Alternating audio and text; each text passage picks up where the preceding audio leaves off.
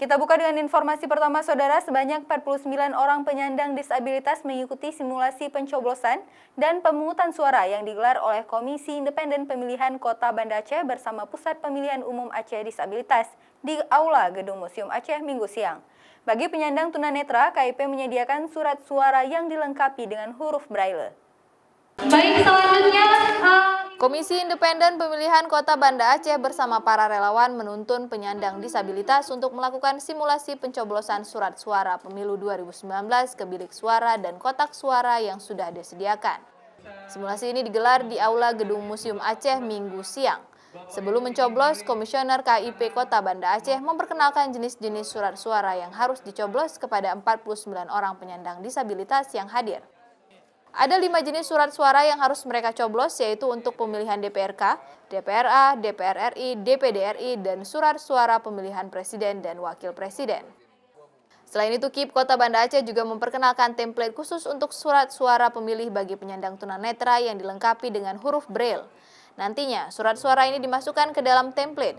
Sesuai dengan aturan KPU RI, para penyandang tunanetra bisa didampingi oleh 1 orang, baik dari keluarga terdekat maupun petugas KPPS di masing-masing TPS.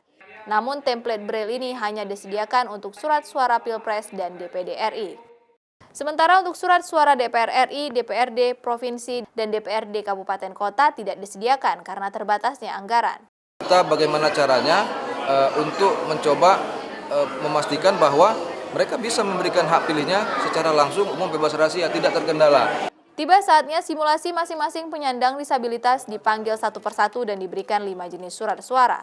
Bagi tunanetra dan tunadaksa yang tidak mampu berjalan sendiri dituntun oleh relawan menuju bilik suara. Setelah membuka satu persatu surat suara dan mencoblos, mereka diarahkan ke kotak suara yang sudah disediakan dan dituntun untuk memasukkan surat suara agar sesuai dengan warna dan tulisan yang sudah tertera.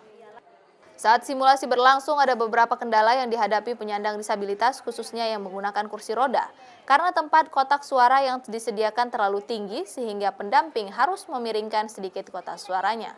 memang tadi diajarkan juga cara nyoblos, tapi masih belum, karena nanti pada saat pencoblosan kan pasti akan berbeda gitu kan. Karena nanti pada saat pencoblosan itu kan pasti pakai template, sementara sekarang enggak, jadi masih agak bingung sih sebenarnya. Mengusulkan kepada KPU RI ataupun KIP Provinsi Aceh dan KIP Kota Banda Aceh ke depan kalau masih ada pemilu lagi, ya kalau bisa itu disediakan template simulasi itu. Saat ini penyandang disabilitas di Kota Banda Aceh sebanyak 492 orang yang tersebar di 9 kecamatan, baik tunarungu, tunawicara, tunanetra, tunadaksa maupun tunagrahita. Simulasi ini untuk menjamin hak pilih penyandang disabilitas yang ada di Banda Aceh. Nova Misdayanti, Kompas TV, Banda Aceh.